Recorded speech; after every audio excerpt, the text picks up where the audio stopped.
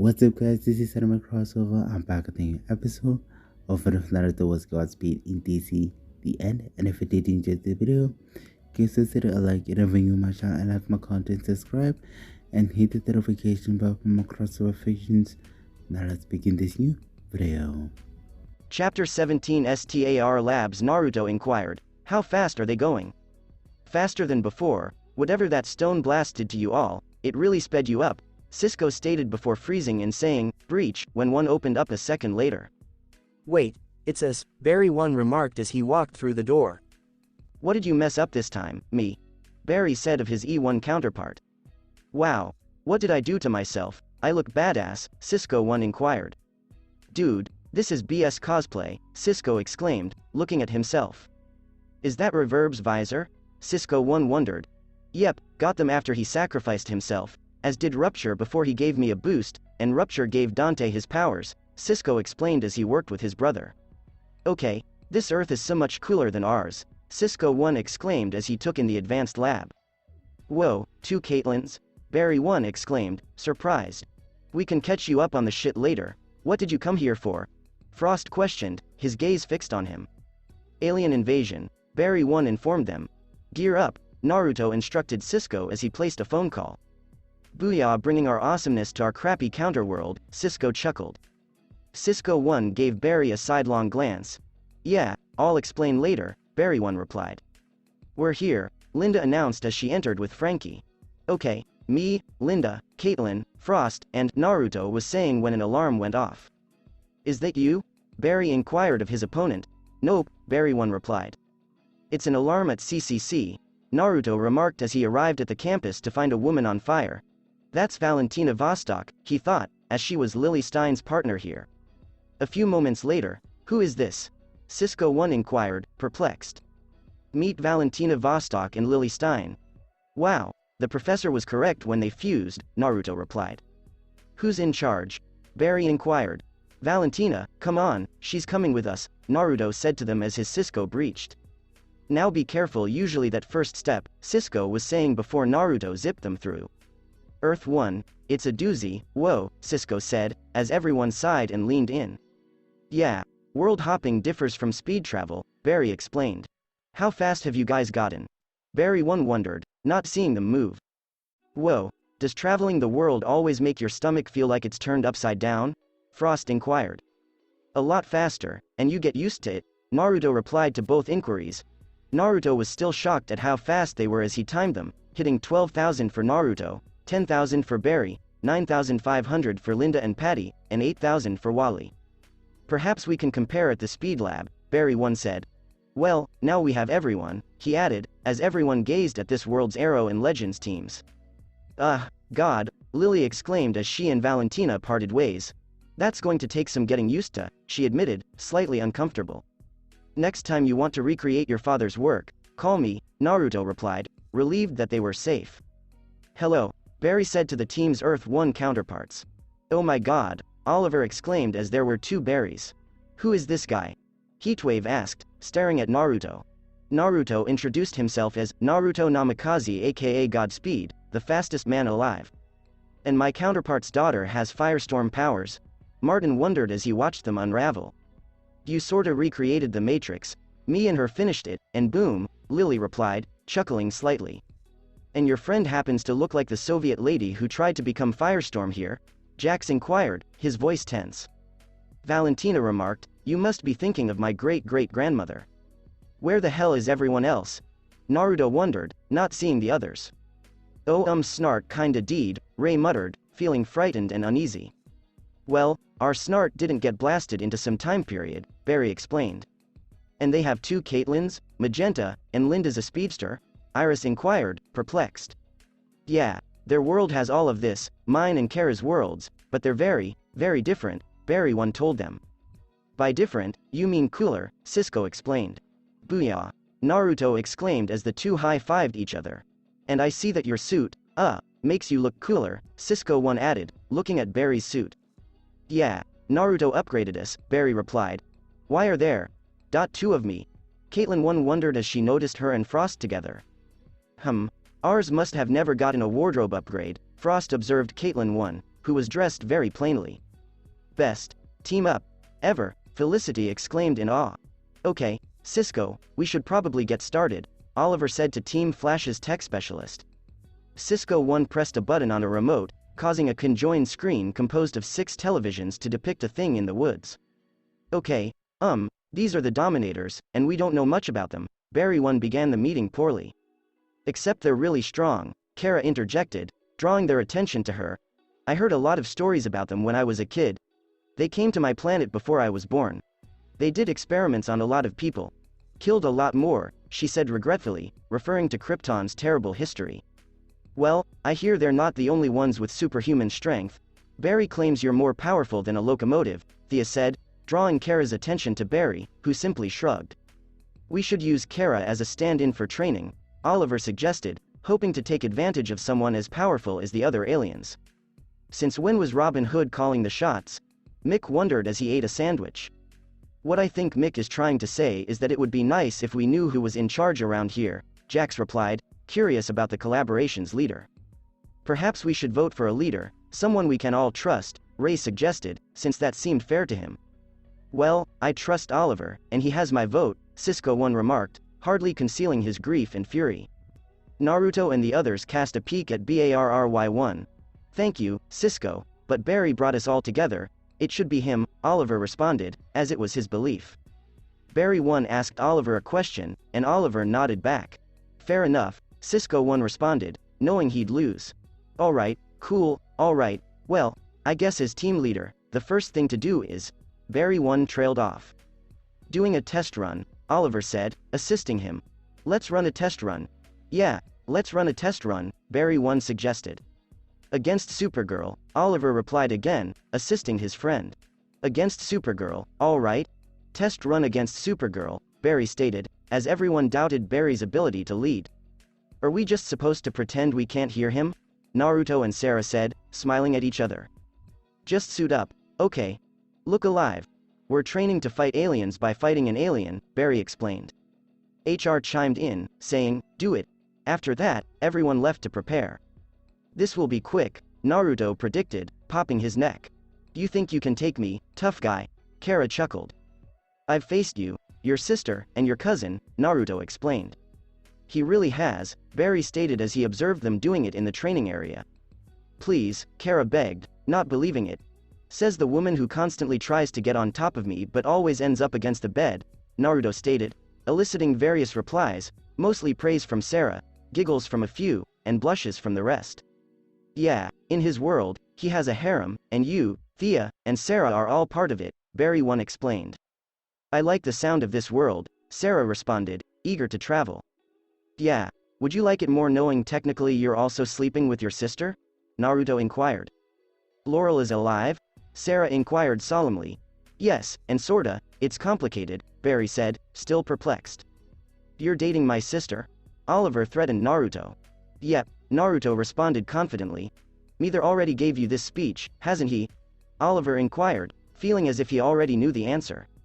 So did our Stein when I started dating Lily and her now fusion partner, Naruto simply stated. This guy gets around, Sarah replied, astonished and drawn to him. Don't even get me started on the threesome I had with you, Thea and Nissa, Naruto added as things became difficult for everyone involved. Hey kid present, Caitlin remarked, her hands covering Frankie's ears the entire time. Cool as suit, Frankie exclaimed. You adopted Frankie?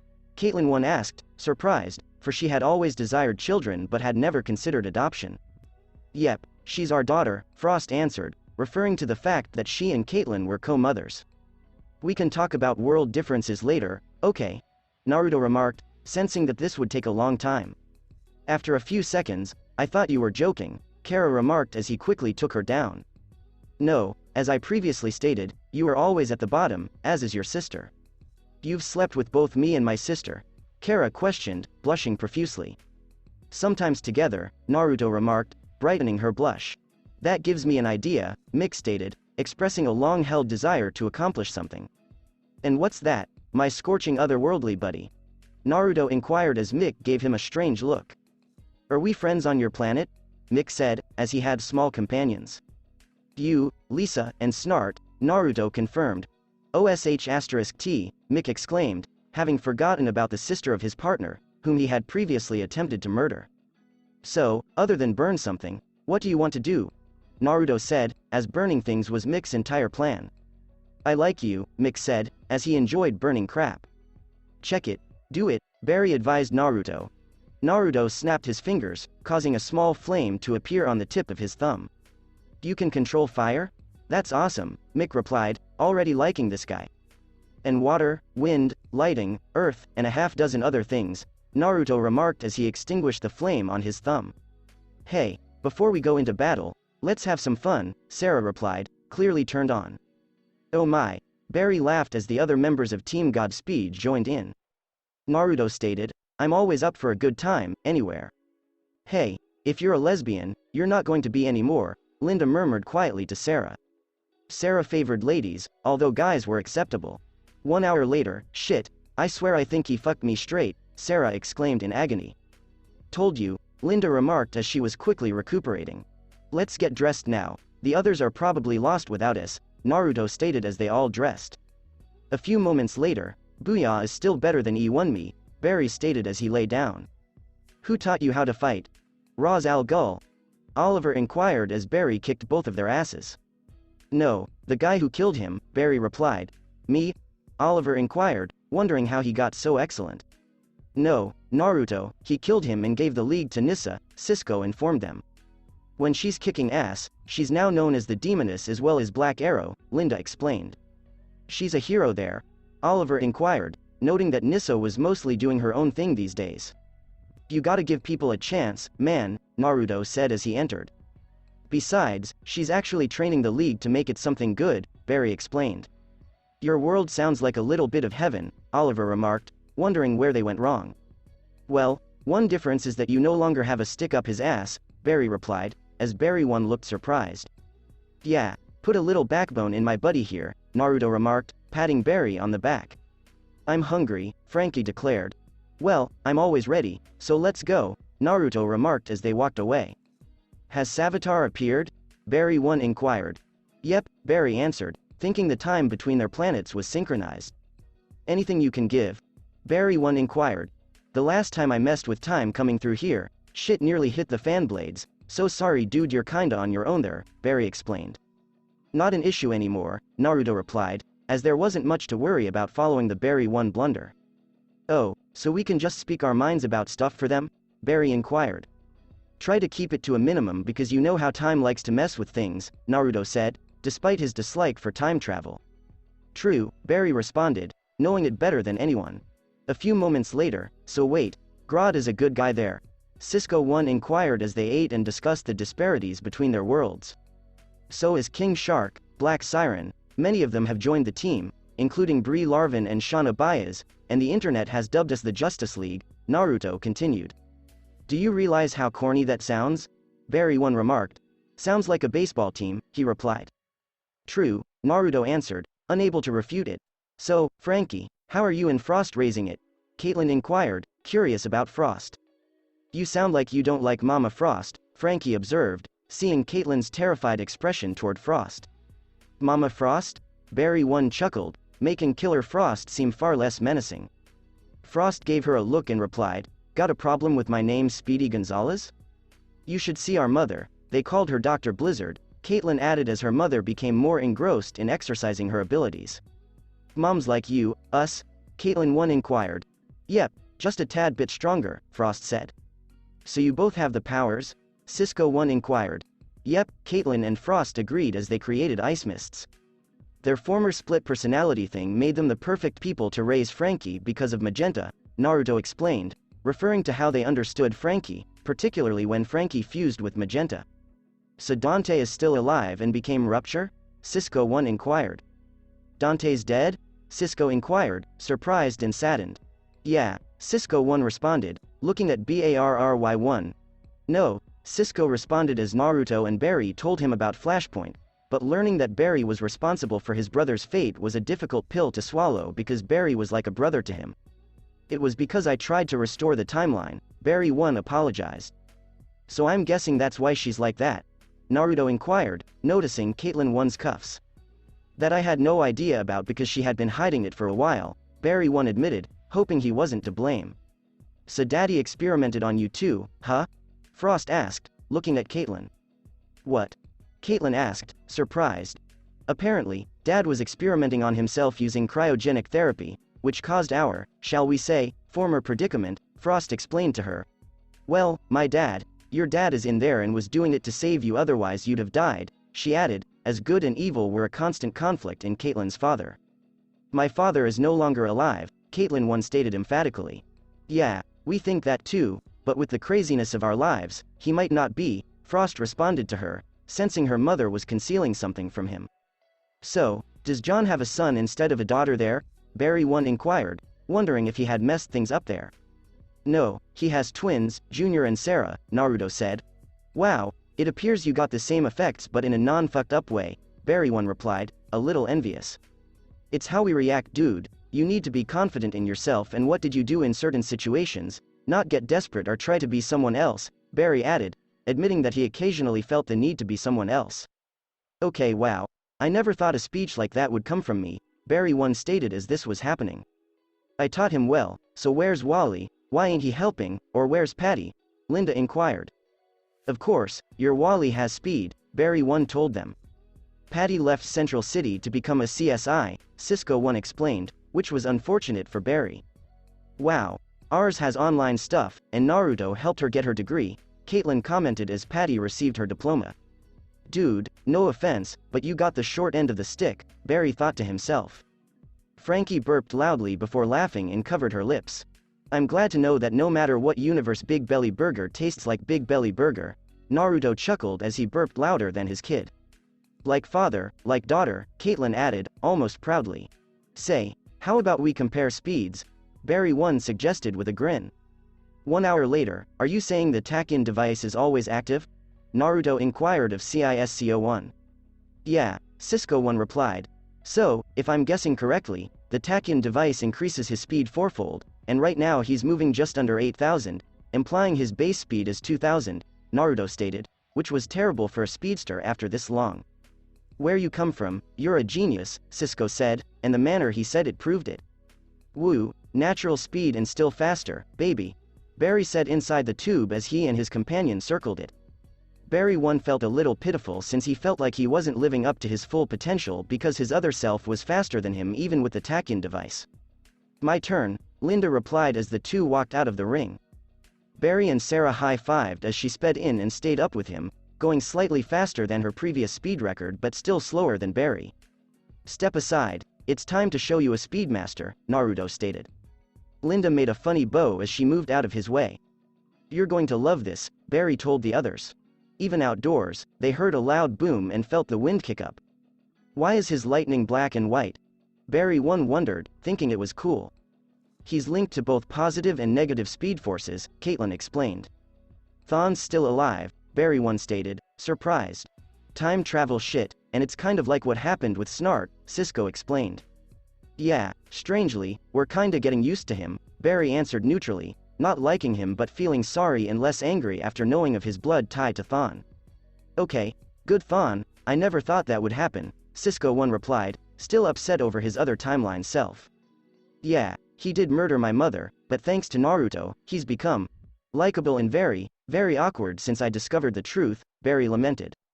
What truth? Barry-1 inquired. Eddie, at least in my world, was my twin brother, Barry remarked solemnly. What? Exclaimed Barry-1 and the others as Barry-1 tripped at hearing that. Naruto grabbed him and the two exited the ring together. Eddie was my twin brother? My fraternal twin brother? Barry-1 exclaimed. Wait, then, am I related to Eobird?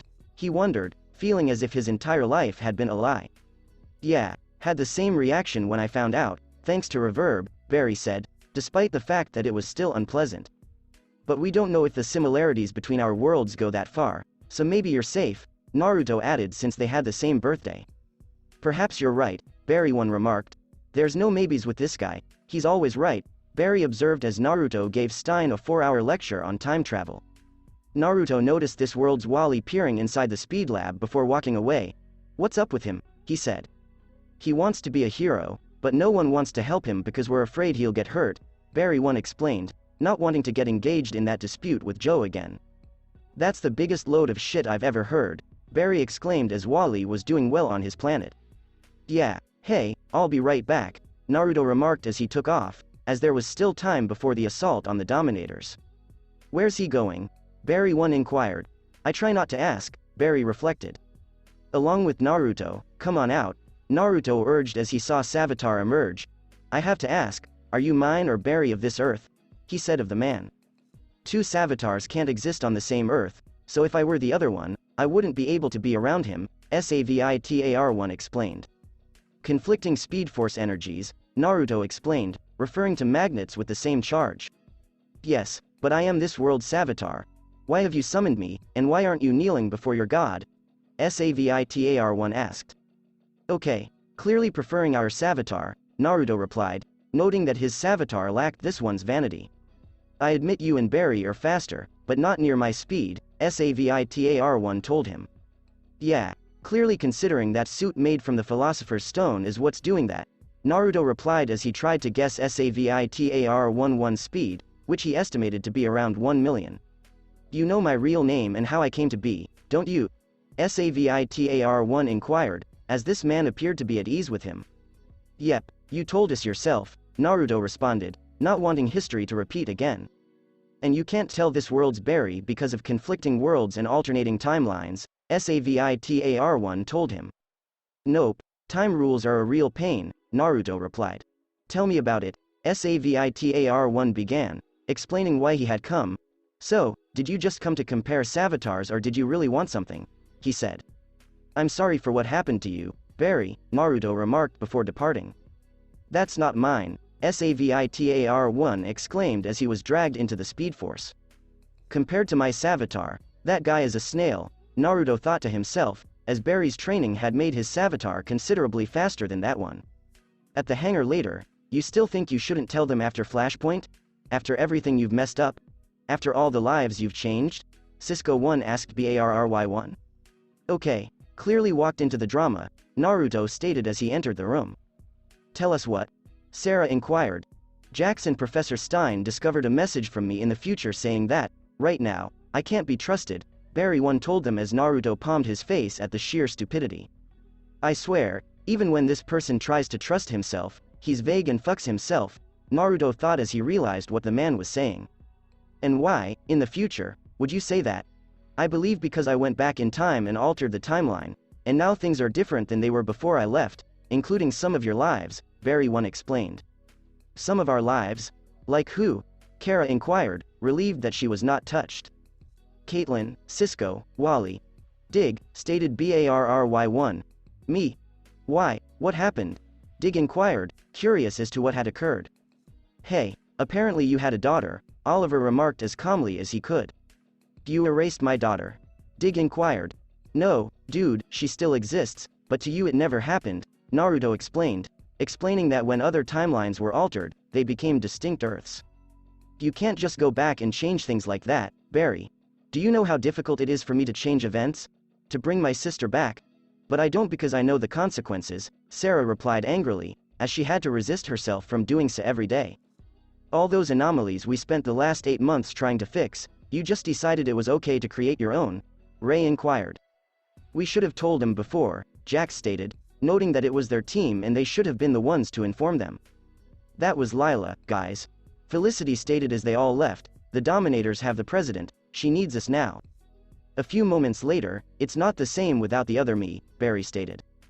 This is why I rarely keep secrets, dude, too much trouble and or if I tell them too soon it breaks rules, Naruto explained as he informed the females that he had secrets due to the nature of his talents. Are we sure we're in the right place? Ray inquired, perplexed.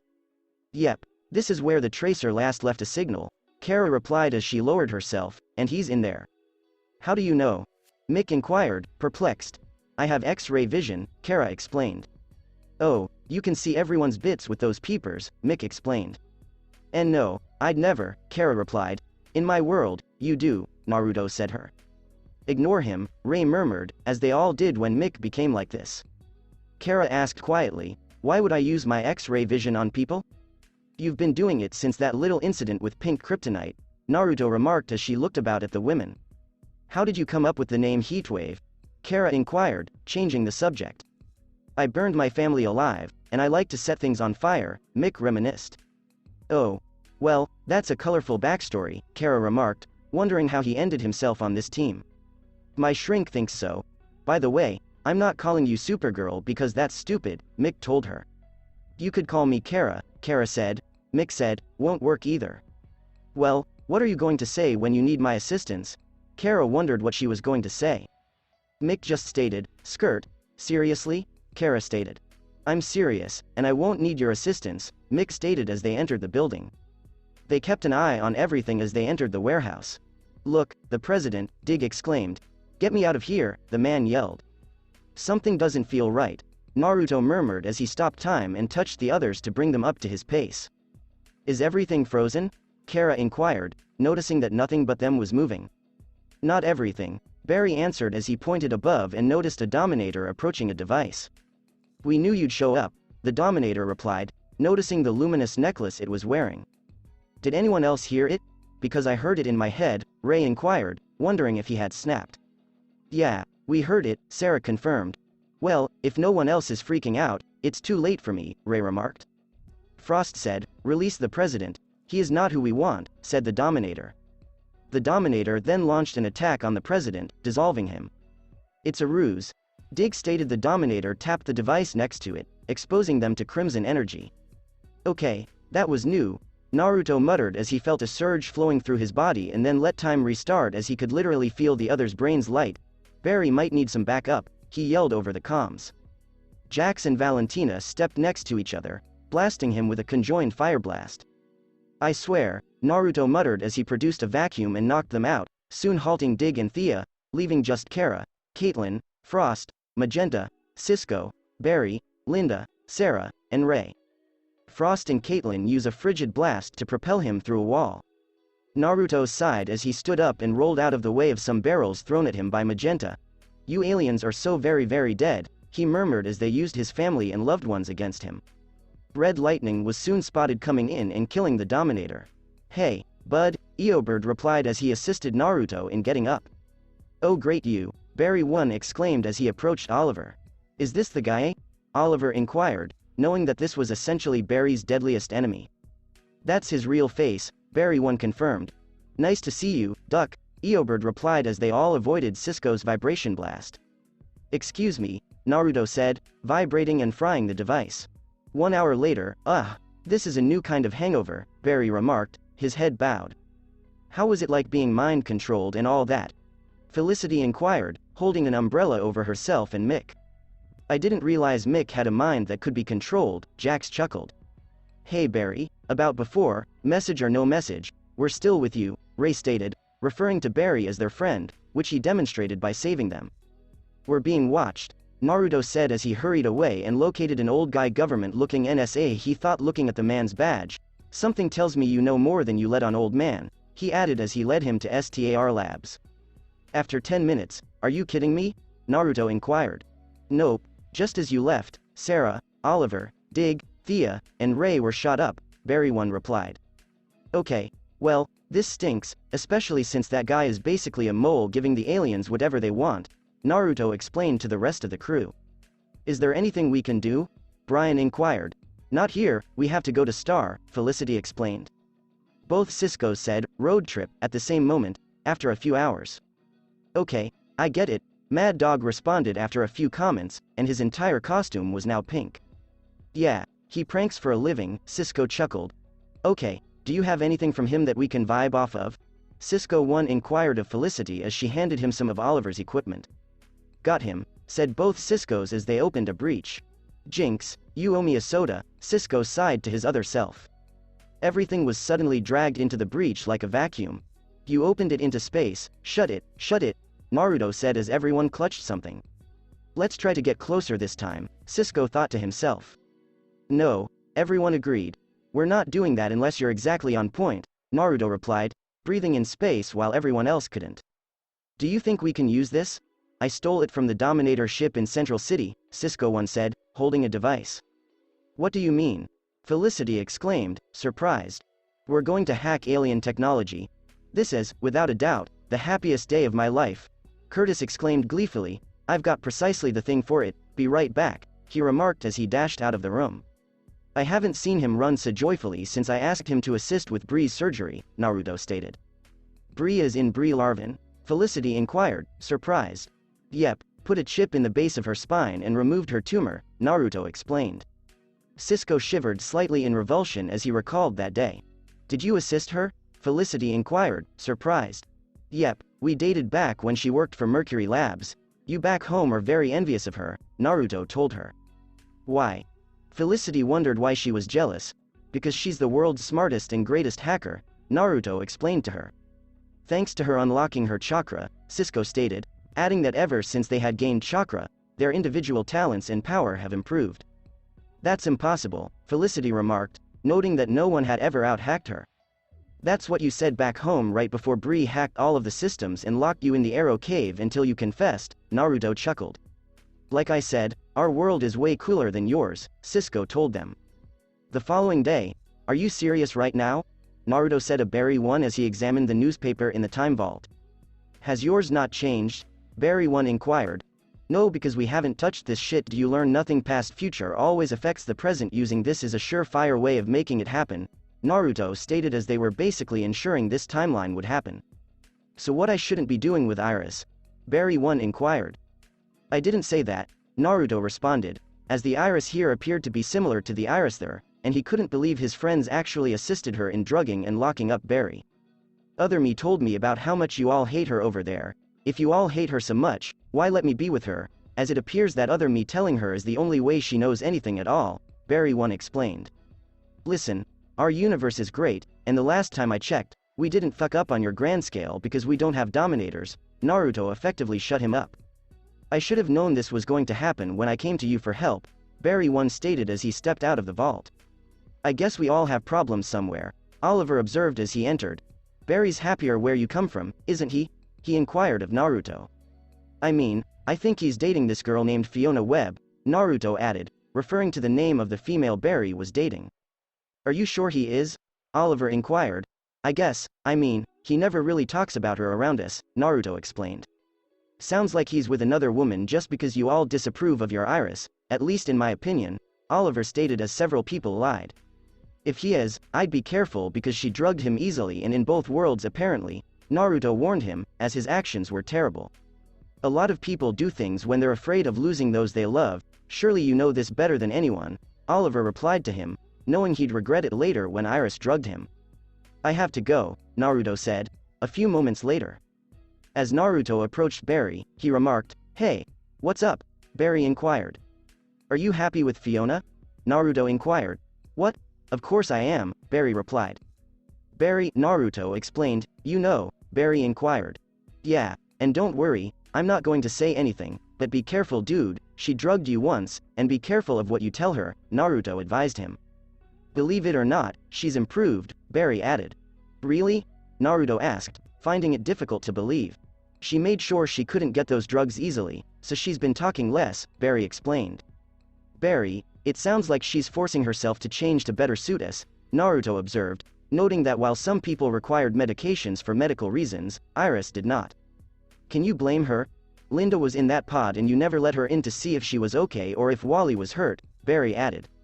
Joe almost wanted to cut Wally open when he heard he went to alchemy, Naruto explained, although doing so would have killed him.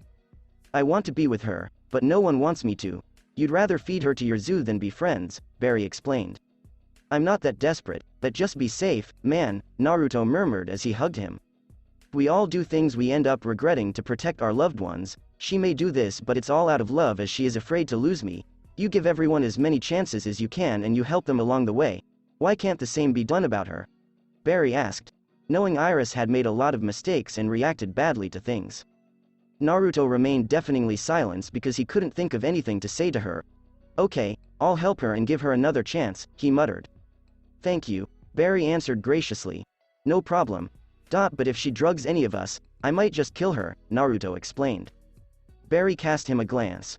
Okay, geez, I was kinda kidding, Naruto remarked, realizing that drugging people was a bad idea. Doesn't the fact that we drugged Zoom count? Barry inquired.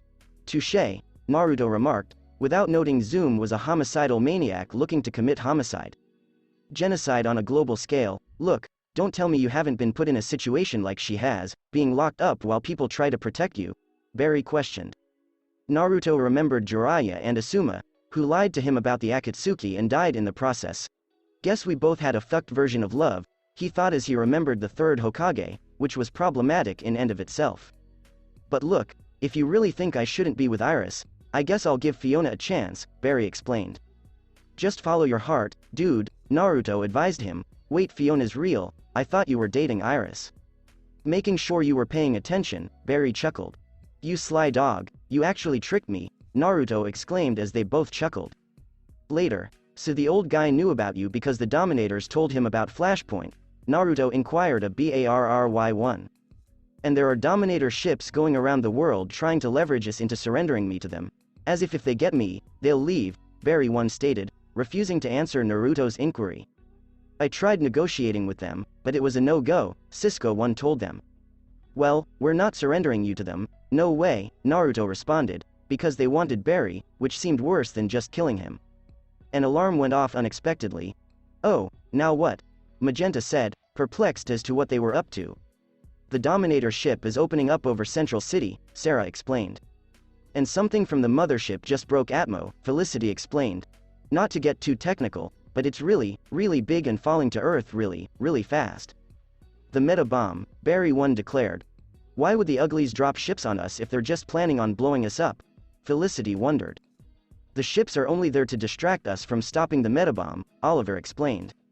We can handle it, Jack said of the firestorms, can we? Lily inquired. Yes, Jefferson intends for us to convert the bomb into something harmless, Stein explained. We haven't transmuted anything that big or anything at all yet, Valentina replied as Stein Sr. described the powers he and Jax had discovered. We can talk you through it, Stein explained, and with these small devices, once placed on individual dominators, it will cause indescribable agony, not the nicest invention, but this is war, he added. Father-daughter team up. Naruto wondered, knowing Stein was talented but not good enough to achieve it alone. I had assistance from my daughter here, Stein stated, drawing stares from the legends. We'll talk about it later, now let's move, he continued as they walked away. A few moments later, I see they have their own Steel and Vixen, Naruto observed as he looked at Nate and Amaya. Damn, these guys are even uglier up close, Barry exclaimed. Let's send their asses back home. No shit, Naruto replied as they all started running and fighting. While everyone else was fighting, the speedsters flew around, distributing Stein's devices to the Dominators. How are we doing on that bomb? Naruto inquired. We're slowing it down, but only just, Cisco-1 stated as he and Sarah used the Wave Rider to slow down the bomb. Firestorm, Sunstorm, you're up, Naruto murmured as the corpses housing two geniuses rose to their feet. On it, Jax and Valentina said as they walked away from the battle to deal with the device. They're starting to overwhelm us, Frost observed as the Dominators poured in. The devices have been planted, tell me when to bring the pain, Felicity said. Do it, Oliver advised. The Dominator's Begna dropped and screeched in pain. Now, what about the superhero bomb? Mick inquired. They all looked up to see the Wave Rider with the bomb begin to glow before dissolving into water. Nice job, everyone, Naruto exclaimed as the Dominators retreated. After a few hours, what are you doing? Barry-1 inquired of Naruto.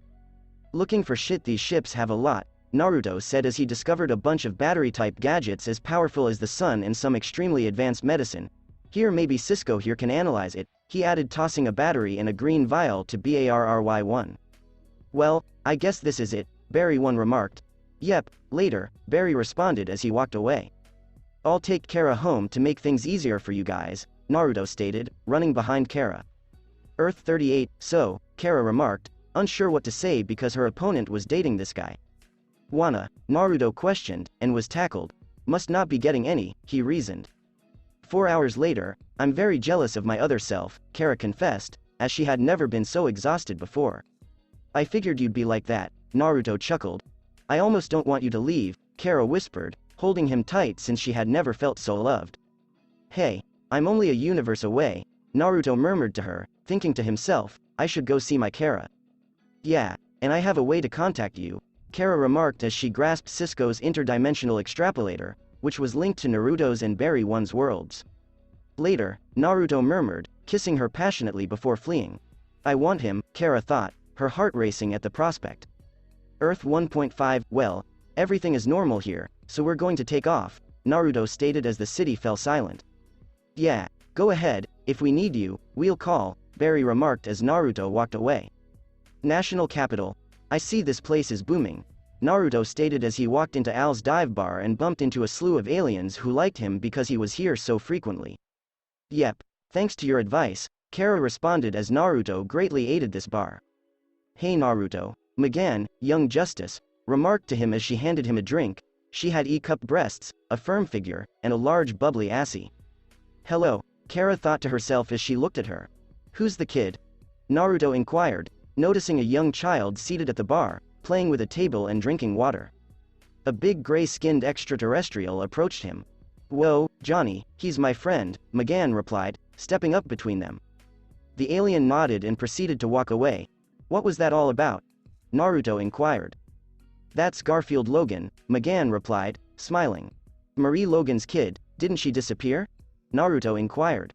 Yeah, she died as a result of Cadmus, and I've been looking after him ever since, Magan told them. And apparently all the aliens like him, Kara added, pointing to one with a bird head handing Garfield a Hershey bar. So, how are things with Jun now that he knows? Naruto inquired. Pretty cool. Lillian Luther's latest project to make a bomb with a virus my father created was altered by Lena curing him of the transformation her white Martian DNA was causing, Kara said him. I missed so much, Naruto told them.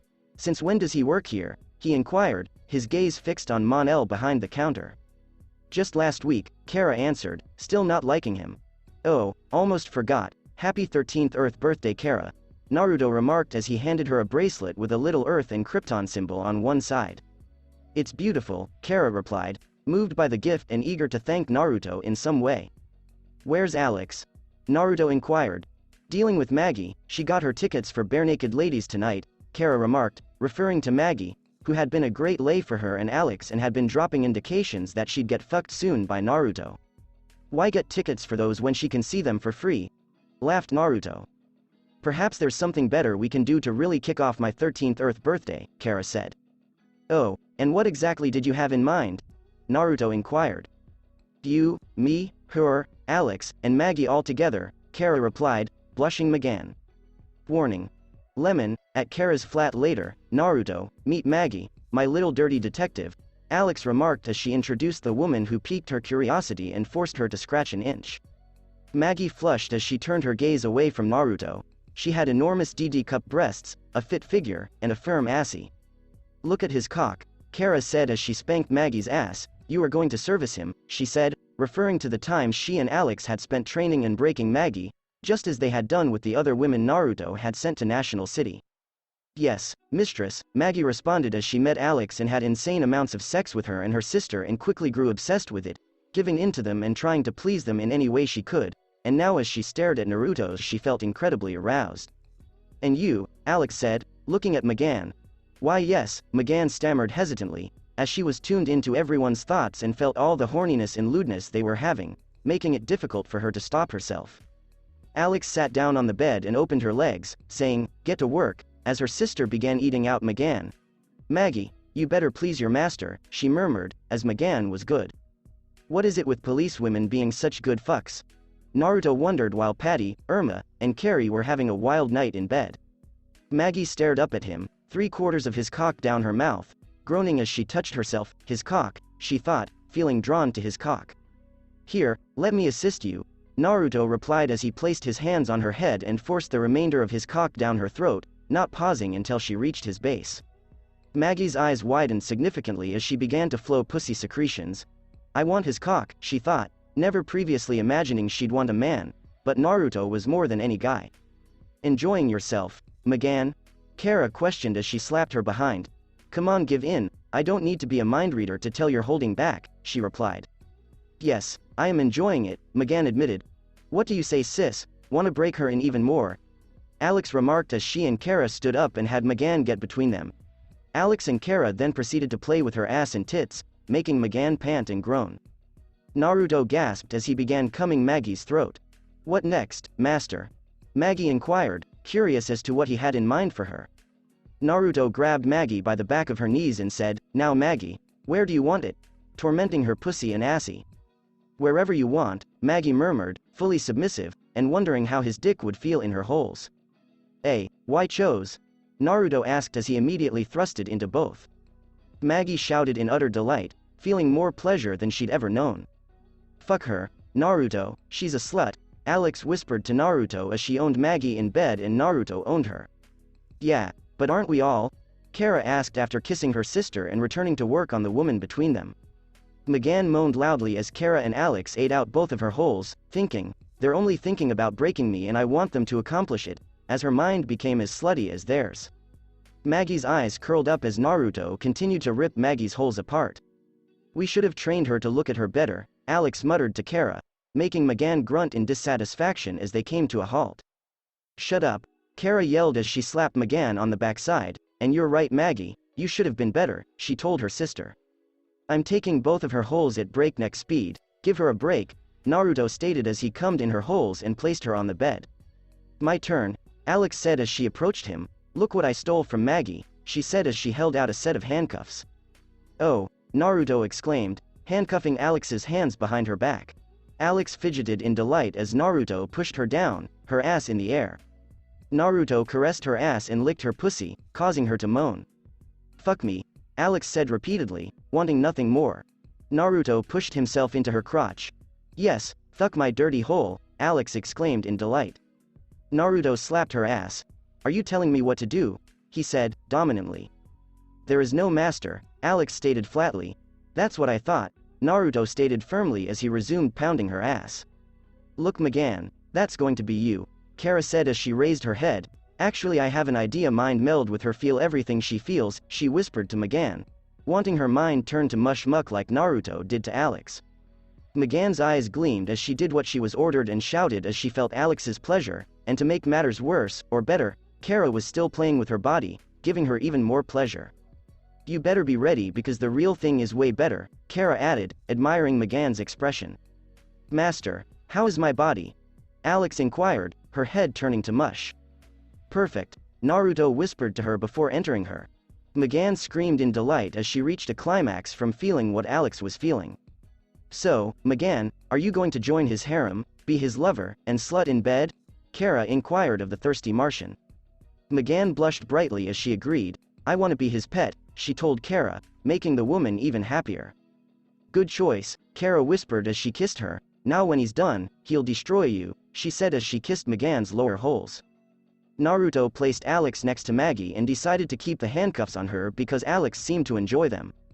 "She's ready, Naruto," Kara exclaimed, satisfied with her work on the Martian. As Naruto approached Magan, the Martian's entire face turned red, prompting her to cover her face. "Look at him," Kara yelled angrily as she used her superpower on the Martian's $1. As she lowered her arms, Magan squeaked. "Okay, Kara, I think you're scaring her," Naruto remarked. "Good," Kara remarked, smiling and feeling turned on. "I want them to know I'll punish them but reward them when they do good work," she said fiercely. "Okay, dial it back because you're creeping me out a little," Naruto stated as Kara transformed into Will. "I don't need another Will," he told her. "Alright, master," Kara murmured as she approached Magan and began licking her holes. "Have you ever felt a true lover's touch?" Naruto inquired. "There was a prearranged thing back on Mars 300 years ago. I didn't like him, he was too rough, and I never felt loved by him," Magan stated, recalling a genuinely dreadful encounter. "That explains a lot," Naruto remarked, looking at Kara. "What do you wish for me to do?" Magan inquired, willing to do everything he desired because she knew she'd be adored and delighted. "Do what comes naturally," Naruto murmured, petting her head. Magan dropped down on her knees, enlarged her bust to a huge EE cup, and wrapped Naruto's dick around her breasts. "Gotta love shapeshifters," Naruto said, her breasts supple and firm. Magan grinned as she heard him compliment her. "How's it feel? Never thought you'd have a lady wrap your full dick before," she murmured to him mentally as her bust curled tightly around his dick, only an inch peeped through. Tsunade came near, Naruto reflected. Magan got envious of her desire to be his primary attention, and he worked even harder on his dick. "Hey, don't be offended, I was just saying," Naruto reflected, feeling jealous. Magan then inserted his cock into her mouth, heightening her need for him to stuff her mouth. Naruto gasped as he began to discharge his cum down her throat. Magan groaned in delight as she reached her climax from tasting his seed and instantly threw Naruto onto the bed and rode him. Wow, she's tight, Naruto thought, as she was as tight as a vice. Magan thought, the best part about shapeshifting is that I can make my insides do anything, wanting him to know she'd always be tight. That's great, Naruto thought. Magan moaned as loudly as she could, making her pussy the most sensitive area of her body, and climaxed before Naruto entered her. It's just you and me now, Naruto, Kara stated as Magan walked away. Kara shook her ass at him and groaned loudly as he slapped her ass hard and repeatedly till it was nice and red. Punish me more, she thought gladly as she enjoyed the pain she experienced. I always enjoy smacking this super ass of yours, Naruto smirked. I love it too, Kara exclaimed as she yelled in delight. You love any attention I give you, don't you? Naruto inquired, vibrating his fingers and inserting them inside her pussy. Always, Kara answered, desiring his attention in any way she could. I love how you girls lose it when I start vibrating, Naruto exclaimed, as he threw them into overdrive, especially as he moved faster, making it even more delightful. Can you blame us? Kara wondered, her enjoyment out of this world. Naruto simply stated, nope. How do you intend to wreck me today? Kara inquired, her face flushed with excitement. Naruto grinned as he began vibrating before quickly hammering both holes while grabbing her breasts and kissing her neck. Kara yelled in delight, happy my body is so tough it'll be difficult to completely wreck me, she thought, as she was delighted her body mended and was invincible because Naruto would have destroyed her long ago. Naruto twisted her head and drew her into a kiss, making her moan in delight at the sensation of his vibrating lips on her own. I vow I'll never stop loving him, Kara thought, because the sex was merely a method for Naruto to express his feelings for her. As she climaxed from Naruto's barrage of vibratory thrusts and motions to her body, Kara shouted in joy, which was muffled by Naruto's lips. Oh, just thought you should know I fucked your double, Naruto explained. Did you destroy her and make her addicted to you, like all the other women you've touched? Kara inquired, curious how her counterpart fared. Yes, Naruto replied. I love you, Kara exclaimed as she burst into tears. I love you, too, Naruto replied as they kissed one more. Kara shouted in delight against his lips as he entered her holes. Naruto kissed her on the cheek as he gathered the girls and arranged them on the bed before drawing the covers over them all and falling asleep. End of lemon. The following day, I'm glad you decided to help out at the bar, usually in the morning. Magan remarked as smoke billowed from the pub's entrance. Oh no, she exclaimed as she, Kara, and Naruto raced in and discovered Garfield behind some rubble with a stab wound. Gar, she exclaimed. He's lost a lot of blood, and if I move him, he'll suffer more damage, Naruto remarked, unable to move Garfield without injuring or killing him. What's his blood type anyway? Maybe we can hurry to the hospital, Kara suggested. Magan described himself as O negative. The city is low on blood, Kara remarked, referring to a severe blood shortage. What are you doing? Naruto inquired of Magan, her eyes glowing red. I'm going to change my blood to match his, to make the transfusion, Magan stated urgently. I swore I'd never lose him, and that's a promise I won't break, she added. I'll get a transfusion kit, Naruto remarked as he dashed away and returned in a flash. Magan inserted one needle into her arm and the other into Garfield's. I hope this ends nicely, Naruto thought.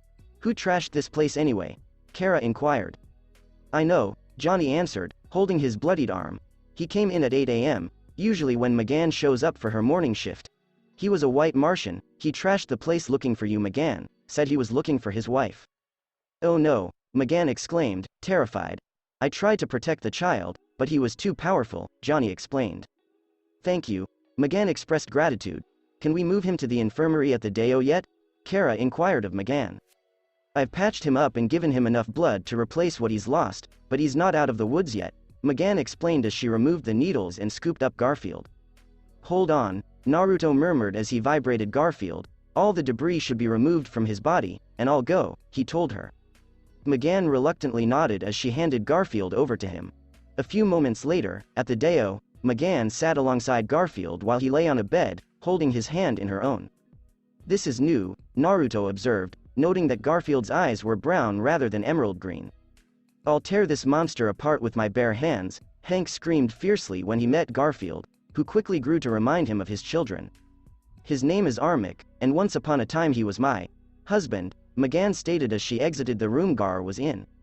She feels guilty, Naruto added, assuming Armik did this to Garfield on purpose because he must have read the boy's mind to know how close they were. This guy must have been around for a while, because he said he came in at the exact time Magan works her morning shift, Kara remarked. And today she came at 8:30 with us, Naruto remarked, feeling bad for keeping her. We need to bury this guy, he stated forcefully.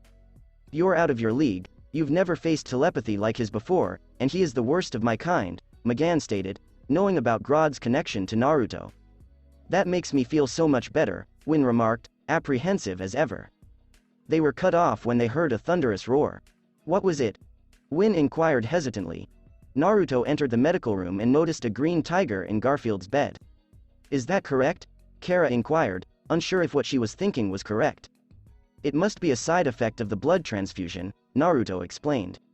Why? Is he green? Magan wondered, perplexed as to how her DNA could turn him green while she was a white Martian. You must have given him green Martian blood instead of your natural white Martian blood, Naruto stated as Magan told him she wanted to be a green Martian more than anything else, and she must have been subconsciously changing her cells to look like that. Great, if it's not one thing, it's dozens, Hank muttered as he saw the youngster instinctively transform into a variety of animals. Humans are thought to have descended from animals, perhaps he's tapping into that ancestry, Naruto replied to him. That sounds really cool, Win replied. Hey, how's Gar? Sorry, I was busy helping the... exclaimed another Magan as she hurried in and noticed the Magan with them. OSH*T, Naruto thought as he froze time. Okay, who's who? He asked himself as he glanced at the Magans. I swear Martians can mimic a person perfectly, he remarked as it was difficult to discern the difference. Naruto continued to think before something struck him. Wait, only Magan could know this, he thought as he sped time back. Quick, what's your favorite TV show? He asked her. Hello, Megan, the newly arriving Magan said. Yep, evil guy, Naruto remarked, as this was a classic villain thing to do when they realized they were being caught. Jun stopped Armik from running, and the two started fighting. Armik swung his fist, but Jun deflected it before shoving him into the displays, causing the lights to flicker. Win was typing on a computer and turning on the auxiliary power just as Hank stood up and noticed Armik was gone. Naruto exclaimed, shit, Hank walked up to a computer and began typing. A computerized voice remarked, lockdown mode has been initiated, as every entry and exit in the tower began to lock and close. The only way we're going to get this thing is if we trap it in here with us, Hank remarked, intending to put the man down. It could be any of us, Kara warned, noting how perilous the situation was. Wish you hadn't said that, Naruto muttered as the others began to exchange glances as the agents went for their firearms. I'm the assholes, he yelled as lightning danced about him. I've got a plan, Jun stated as he led them to the lab. Everyone stood there watching as he lit a Bunsen burner. Ah, fire, Naruto replied, recalling Jean's earlier warning that Martians were particularly sensitive to fire. There was a time when we were hiding on Mars, attempting to build a resistance to the white Martians. We worked out of a network of caves, but they would infiltrate us, sending in spies to wreak havoc. Anyone who came through the mouth of the cave had to put their hand to the fire, as it would reveal their true skin, Jun explained. Kara inquired, what did the fire do? This, Magan murmured, displaying her white Martian skin as she put her hand to it. Okay, that's not creepy at all, Win remarked, despite the fact that it was really creepy. Naruto smacked his head against a neighboring wall, saying simply, word of advice idiot, Win isn't morbid and usually opens with a joke. Win whirled around and backhanded him through the lab's glass. Kara blasted him with heat vision, causing a hole in him, then remembered something and grabbed Alex by the throat, yelling angrily, where is my sister? You're too quiet, and Alex would have fired before anyone. Armik punched her in the face and stated, I won't waste the words, it spoils the fun. When Armik turned around, he saw a green buffalo racing at him and tackling him right into a wall. Everyone watched as the buffalo changed into a green-skinned Garfield. Oh yeah, who's bad? He grinned. Okay, this is a new one, Naruto remarked, surprised. Armik was following Garfield until Magan smashed a metal pipe through Armik's skull. Nobody messes with my little brother, Magan replied, standing over the body and pulling Garfield into a hug. Speaking of siblings, where are my bitch and Win? Kara asked, glancing at the white Martian, wanting to poke another hole in it. I can find her, Garfield declared as he transformed into a bloodhound. How is he doing that so easily? Naruto inquired. Also dude, please stop, as Garfield appeared to be about to sniff his own buttocks. Garfield sniffed his way down the hall. A few moments later. The white Martians, they're here, Win exclaimed urgently. Whoa, easy, we just got you and Alex out of those sticky web cocoon things, Naruto remarked. What are we going to do with these? Kara wondered, referring to the two white Martian bodies. Burn them, Magan and Jun responded, because that was the worst and most despicable way for a Martian to die, unlike humans who considered it as an honorable way to die. I'll be back soon, Kara replied as Naruto left. 3 days later. Why does the most fucked up shit always happen on Christmas?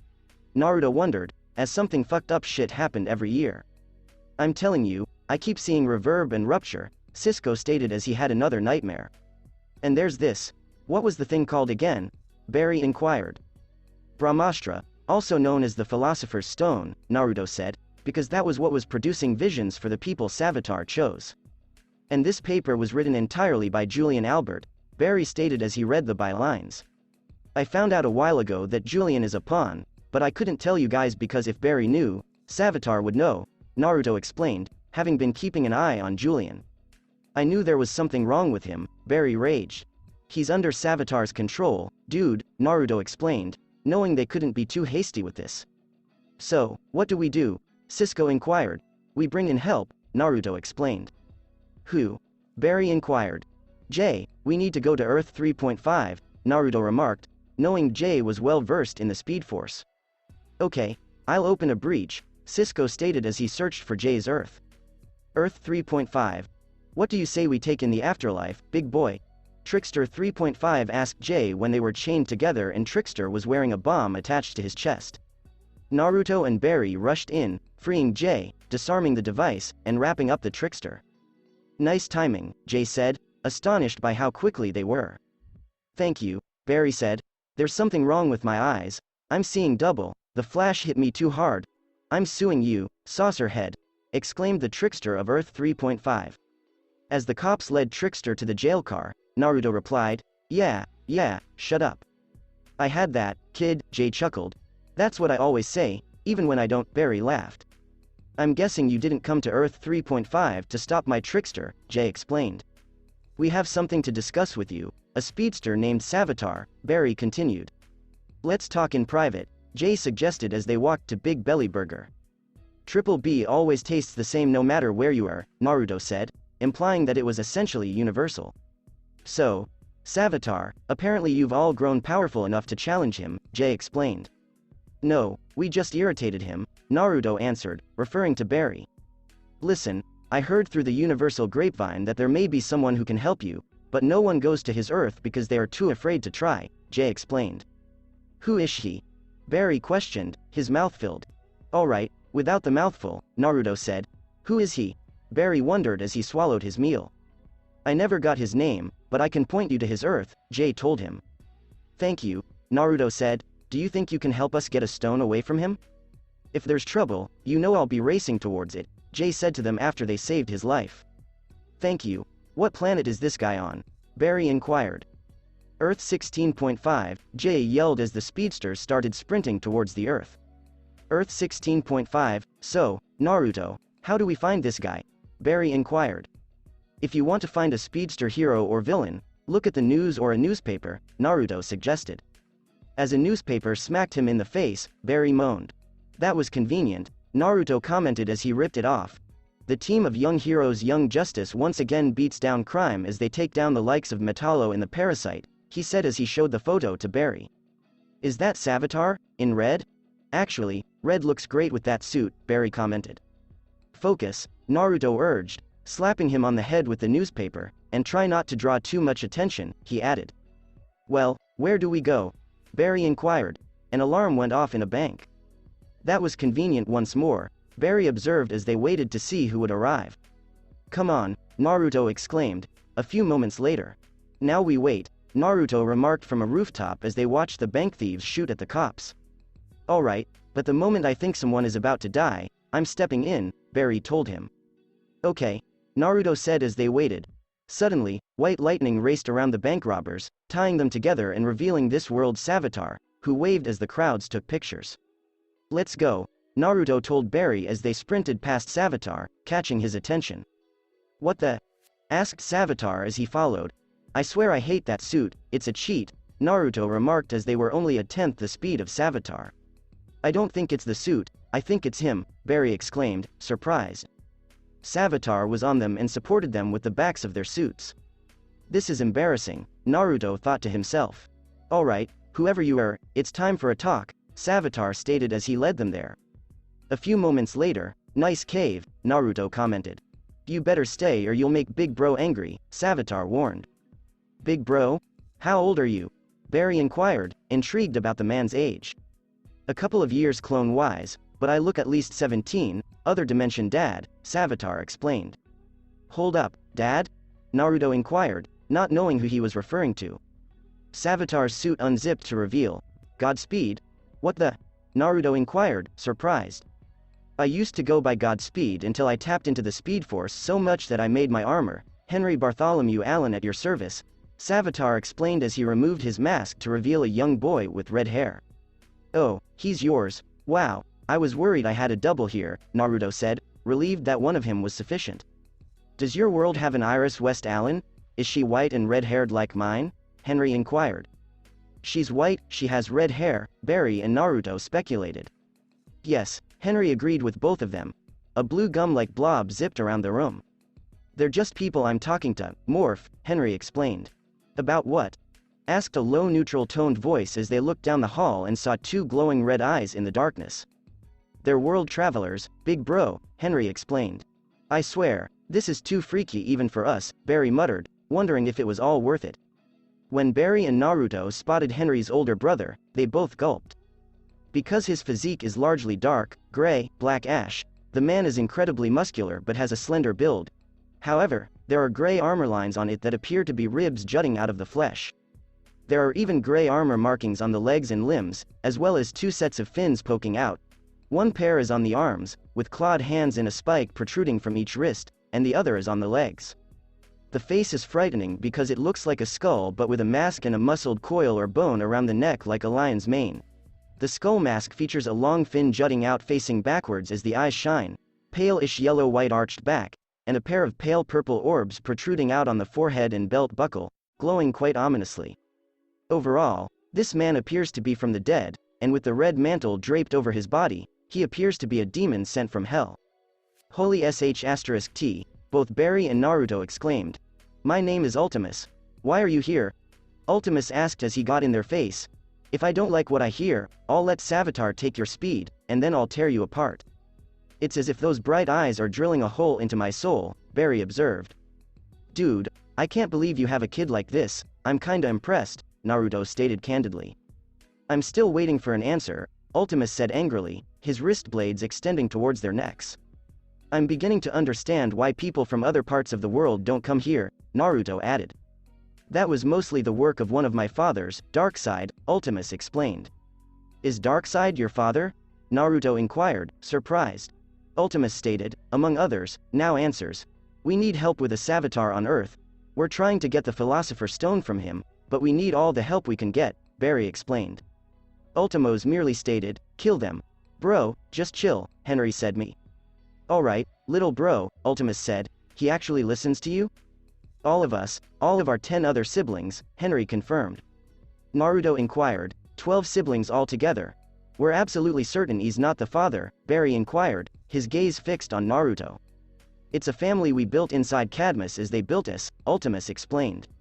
"He could be one of Big Bro's fathers, he has a lot of them scattered throughout the multiverse," Henry explained. "Will you please help us?" Barry begged. "No," Ultimos replied. "Come on, Big Bro, I want to see you kick this bad Savitar's ass," Henry exclaimed. Fine, but only if it makes you happy," Ultimus remarked, rubbing Henry's head. "Morph." The blob flew around excitedly. "Besides, I'm bored, so maybe this will be exciting," Ultimus added, rolling his neck and making his joints crackle loudly. Naruto and Barry clutched their necks as excruciating pops rang out. "Let's go, world trip," Henry said, jumping back into his suit. "I see this going very wrong," Naruto replied to Barry, nodding. Earth 1.5. "Hey, you're back, whoa," exclaimed Cisco as Ultimus, Savitar, and Morph emerged from the gap. STAR Labs, you're not as cool as mine, Ultimus observed. You actually got him? Jay marveled. Hello, Mr. Garrick from another world, Henry said. Meet Savitar from Earth 16.5, who appears to be my son there, Barry stated as Henry emerged from his suit and revealed his face. Red hair, he's not mixed? Frost and Caitlin inquired, intrigued. Apparently Iris is white there and has red hair, Barry observed, perplexed. Hello, Mr. Vibe, Henry said, shaking his hand. Who's the scary dude who appears to want to kill us all? Cisco inquired. My big brother, Henry stated, which alarmed many people because they expected someone like Ultimos to appear from Naruto. Ultimus is my name, and doing whatever I want and kicking evil ass is my game, Ultimus explained. Why are you wearing a fedora? Cisco inquired. Because I want to. Got a problem? Ultimus inquired, his eyes twinkling. We were cool, man, Cisco replied as he backed away. I'm not sure if this means he's dark sides or not because he's calmer, Naruto reflected, as there was a bit of a mix. Bro, don't frighten my new friends, Henry warned. I'm sorry, Ultimus said. You're fortunate to have found him on a good day, Henry added. I like him, Frost replied, since he appeared to be pleasant company, but try that scary shit on my daughter and I'll kill you, she warned. I would never harm a child, it contradicts everything I am, Ultimus remarked as he sculpted a building-like ice sculpture in his palm. For you, he continued, presenting it to Frankie. Nice, Frankie said. Naruto inquired of Frost and Caitlin, can you do that? Caitlin gave Naruto a so sign as Frost flicked Ultimos off. A sudden beeping was heard. There's energy coming from the top of the Schultz building. That's the stone, Cisco stated as he dashed to handle communications. Alright, people, it's time to suit up and hero up, Ultimus stated as he walked away. Big bro's rallying cry, Henry explained as he stepped into his outfit. We definitely made a mistake, Barry said to Naruto, as this was complete lunacy. A few moments later, it's over, alchemy, Barry declared as Naruto, Jay, Henry, and Ultimus approached. Good day, false gods, alchemy murmured. How am I false? Ultimus questioned calmly. Yeah, shut up, you weirdo SCP, Henry said. Your armor is a piece of garbage, alchemy told him. It's pure Speed Force armor dipstick made from my own Speed Force energy, Henry explained. Well, try this, alchemy suggested as he demonstrated the stone that caused Henry's suit to break. Oh well, Henry grumbled as lightning flashed about him and he sewed a new suit. Ah, it's that simple, Naruto observed the armor scrapes. Henry was experimented on by Cadmus, which is what brought him to this point, he's literally the ultimate speedster, Ultimus explained. We'll see, alchemy replied as Savitar -.5 appeared. My suit looks cooler, Henry commented before being punched in the face. My speed is increasing by the day, Savitar told him. Henry punched Savitar in the face and gut before flipping and kicking him in the chin before landing on his feet in a posture. Foolish boy, I know everything about you. I've been in the Speed Force longer than you have. I've seen your armor, and you are weak, Savitar told him. I don't care, Ultimus declared as he shot Savitar, causing him to slide across the ground and through a wall. Ah, the dark side clone has vanished, Savitar stated as he ran and opened a breach. Never, Ultimus murmured as he closed the gap with his hand. What? Savitar asked, surprised. You insulted my sibling and hurt his feelings, so I will crush you, Ultimus exclaimed. Oh yeah? Savitar inquired. Was heard as morph sprayed upon Savitar's face. Savitar groaned as he tried but failed to remove the glob. Before white lightning began to escape Savitar and enter Henry's suit, Henry's armor opened up like Savitar's. Savitar sighed as he knelt and began laughing. Why is he laughing? Barry inquired. As his armor cracked again, Henry came to a halt and collapsed to the ground. Stop doing that, Henry exclaimed angrily as he realized the energy he had absorbed had become distorted. I'm not here, boy, you're absorbing phantom energy, I don't exist here. Ultimus charged in and booted alchemy across the pavement, sending him slamming into a building. Give me that, he yelled as he snatched the stone. No, exclaimed Savitar, it's not my suit that gives me my speed, it's just for show really, Henry charged and attacked him. Mom, he muttered as he glanced at his mother. Close the box, Naruto instructed him. Got it, Ultimus remarked as he did so. No, Henry insisted until Ultimus intervened. Dude, we'll see her when we get home, Ultimus remarked as a breach appeared beneath them. Bye, Savitar said. If you don't get him, I'll come back and kill him myself, Ultimus exclaimed as he slipped through the net. Alchemy, Savitar explained as he snatched him up and fled. Does he forget we have the stone in the box? Cisco asked as he took the box. Apparently, Naruto explained to them. Let's find Alchemy, Julian, because that Ultimus hit would put anyone in the hospital, Barry advised them. Why save Alchemy but not the stone? Cisco wondered as he attempted to penetrate Earth 16.5 and discovered he couldn't. Ultimus and Henry must have scared him, which is why he won't let you go there to get them, Naruto explained. Good, because that guy being irritated could spell the end of the world, Jay explained. What are we going to do with the stone now? Barry inquired, holding the box. We need to keep it somewhere safe, perhaps the negative speed force, Naruto advised. Somewhere Savitar can't get to because he's connected to the speed force, genius, Jay replied, amazed. Now, what about Henry's suit pieces? Cisco inquired as he took one. I have an idea, Naruto declared, after a few hours. Would you like to go into the speed force and make new suits out of these fragments? Patty inquired. Henry said he makes his suit with his own speed force energy, and clearly none of us have his level of energy to do it, Naruto explained. I'm in, Linda said, indicating her desire to participate. Cisco inquired, how many suits can you make? One for all the present speedsters, Naruto remarked, referring to himself, Barry, Wally, Patty, Linda, and Jesse. Why do you have 2 bags? Frost inquired. One for the speed force and one for the negative speed force, Naruto explained to them. So how does this work? Just throw them in and the suits come out? Cisco inquired. No, we need to go in and forge our suits, Naruto stated as Cisco opened a breach in the wall. Good luck, Cisco replied, as he despised this type of breach because it could only be entered by speedsters. Let's get started, Naruto said as they walked into it. Well, this is new, Naruto replied, standing in the midst of war and peace. 2 voices said, hello Naruto, as he spotted Sasuke and himself. What is this? I've been all over the Speed Force and I've never seen anything like it, Naruto exclaimed. You're on the rim, so to speak, or straight down the middle of a coin, they both said, making Naruto feel a little embarrassed. And what, only I can enter here? Naruto questioned. Yes, and now you must go forge your new suit, they remarked as they walked away. Well, this'll be a nightmare, Naruto said, noting that a location where chaos and order were coexisting didn't appear to be safe or stable to begin with. Later, okay, I can do this, Naruto murmured, gathering his pieces and concentrating his force. Would you like some assistance? Ultimus inquired, causing Naruto to yelp. What are you doing here, other than trying to give me a heart attack? Naruto asked. I once assisted Henry in forging his armor and thought I'd give you some advice, Ultimus stated to him. No, I mean, how are you here? Naruto inquired. Do you think you're the only one with ties to these places? Ultimus inquired. And I thought I had connections, Naruto explained. I have the combined DNA of heroes and villains from all over the multiverse. Who knows, maybe you're one of them, Ultimus said him. Okay, I get it. I'm thinking of combining my energy into the fragments, Naruto explained, hoping to balance his positive and negative energy into the armor rather than keeping them in separate pieces. Before you do that, Ultimus said as electricity left the shards and entered his arm. Now that I've removed Henry's energy from them, it'll be easier, he said as the fragments were simply bits of Henry's energy and Speed Force energy, which would have given Naruto unbalance.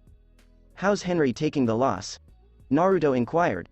He feels cheated, and I feel cheated, because if we had a chance, your Savitar would be 6 feet under by now, Ultimus added. Yeah, Naruto responded, surprised that the cloned adolescent could move so quickly, but smiling because he saw it as a speed he aspired to achieve. He was originally made with only a speedster DNA, which could never work. Do you know why? Ultimus inquired. The Speed Force energy would overload him, essentially doing to him what happened to Zoom, Naruto explained, explaining that stealing DNA from speedsters was a dangerous idea because each speedster had unique energy. Exactly, so they decided to be funny and add the DNA of someone without the Speed Force in them, so they used Iris West, wanting to make it funny how the Flash would be killed by the son of his #1 follower, Ultimus chuckled. And that worked? Naruto inquired. Yep, and so the ultimate speedster was born, augmented to become it like me and my siblings, and we were made to kill the League and anyone else Cadmus thought was a threat, Ultimus explained. You're not a weapon, you're a person, Screw Cadmus, they're a bunch of assholes. I see you all for who you are, people. We don't get to choose how we come into the world, but we do get to choose how we live for ourselves and who we want to be, Naruto said him. Robin, Aqualad, and Kid Flash already helped us. I always tried to escape until they locked me up and my youngest brother Superboy saved me and we saved our siblings and them and escaped together, Ultimus said, actually smiling as he faded. I will, Naruto murmured before a flash of Ultimus armor struck him and an idea struck him. Later, Naruto stood proud in his new armor, which was the same size as his previous suit but made of metal. His face mask was now more of a helmet, his eyes shining with black and white lightning.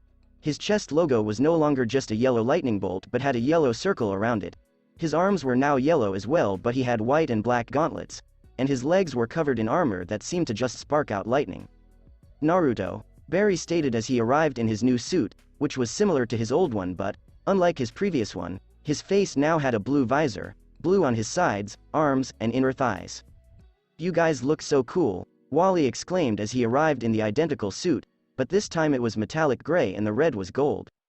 Well, I feel underdressed, Jessie said as she arrived wearing a stunning tight red and yellow one-piece and red elbow gloves. Made it, Linda stated as she appeared in a metal version of her old outfit, but with a new helmet with an eye visor. Patty, why does yours look like a cop car turned into a suit? Barry inquired, noting that her suit was primarily black and changed white at the stop, with 2 pieces of red on one arm and blue on the other. Patty stated, I couldn't think of anything else. I assumed Godspeed and Lady Godspeed would have upgraded suits, Barry explained. I'm about to use this upgraded suit against your head, Patty said. When we get home, we can give them new paint jobs and tech upgrades, Naruto replied. Can you imagine what my dad would do if he saw this? Jessie questioned, striking a few poses. Have a stroke, Naruto suggested to her, predicting what would happen. And probably make a new suit for me, Jessie remarked, noting that her father disliked her wearing revealing apparel. Probably, let's go home now, Naruto remarked as they all dashed out of the Speed Force. I wish you all the best, my speedsters, and remember that nothing is impossible if you keep riding the lightning, the Speed Force thought as it stared at its speedsters. Oh come on, where am I now? Naruto wondered as he peered about. Infantino Street? He wondered. No, please, don't do this, a voice shouted as he moved down the street, noticing Barry staring at Savitar, who was holding Iris. What the heck? Muttered Naruto before yellow lightning surged up and seized him. STAR Labs, what the fuck was that? Naruto exclaimed, knowing that the future was inconceivable. Jay referred to him as the future kid. No, I'm not getting sucked into that timeline, Naruto replied, knowing he'd already messed them over since any time a speedster went to the future, it made that time more plausible.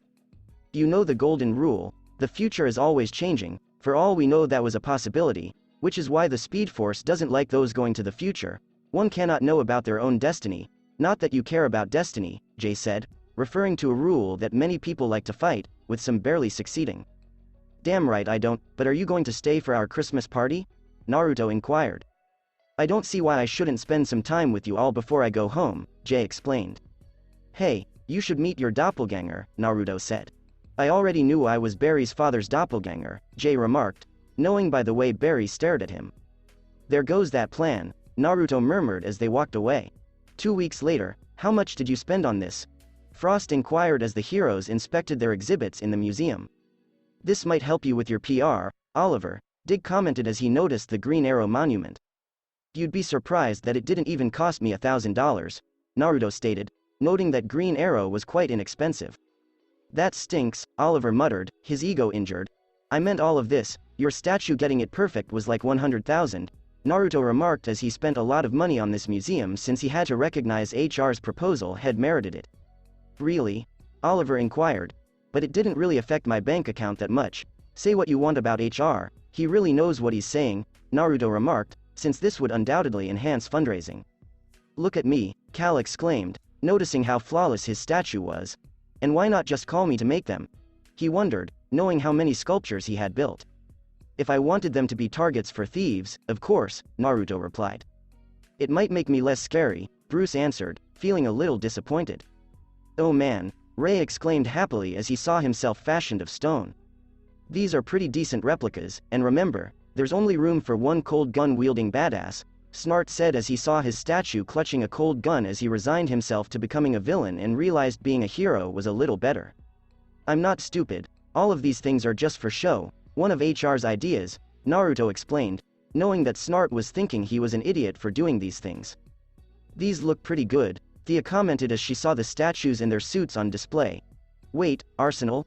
She exclaimed as she noticed her and Roy's suit titles had been exchanged. Wah, HR, I thought I said double check these things, Naruto said to the man taking a coffee break. Oh man, these things are awesome, Cisco said as he examined the solid holograms of them for each exhibit. This is incredible, HR said. Remarked while riding a Segway scooter within the museum and drinking high-quality coffee from Jitters. Where'd he get that? Felicity inquired. He had an idea of people riding them on the tour, Naruto remarked, laughing. Do we make money from this? Renee inquired. You all get 2% of the profits, Naruto stated, and they all agreed. Whoa, who are these two? Jax inquired, noticing two statues of people he had never met. Nissa suggested recruits for the team. Meet sisters Artemis Croc, Young Justice, and Jade Nguyen, New Earth. Artemis is considering her name or Tigress, and Jade is Cheshire, Oliver remarked as they exited. They were also the ones who figured out Evelyn was a spy for Prometheus, Naruto stated as the girl's memories were being erased and taken by Jun. Nice to meet you all, Artemis said, her low D-cup breasts, athletic physique, and toned ass he said. Sup, Jade said, with low E-cup breasts, a curvaceous physique, round hips, and a huge ass. Does every woman she trains have to be so hot? Cisco wondered as the assassin gave him a sidelong glance. Be careful, long hair, Artemis warned as she pulled out some blades. So, who's going to be the tour guide? Caitlin inquired. Them, Naruto said as holograms of everyone materialized. Still hot, Sarah replied, despite the fact that hers was wearing a mask for obvious reasons. The holograms suddenly began to fade. Dang things, we're still working out all the kinks, Naruto commented as he worked with Hartley, Bree, and Cisco on it. Look here, Thea replied, pointing to a small area reserved for the villains.